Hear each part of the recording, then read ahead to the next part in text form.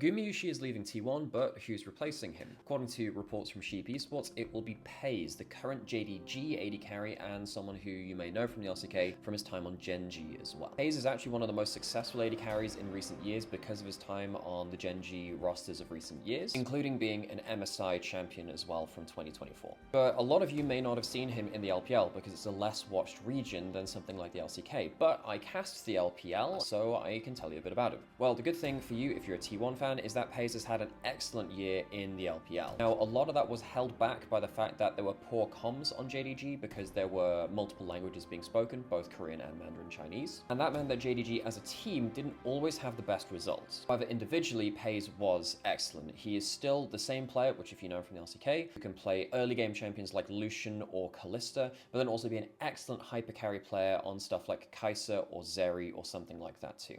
So the question for me isn't whether Peyz will be good, because I think he's an excellent player. It's a question of, can T1 adapt to a new AD carry after playing with Gumayusi for so long as their starting AD carry? Will Carrier adapt to this? Will the whole team adapt stylistically to this? Those are the questions which need to be asked. However, I do think Peyz is a very good player, and I think T1 can do very well with him.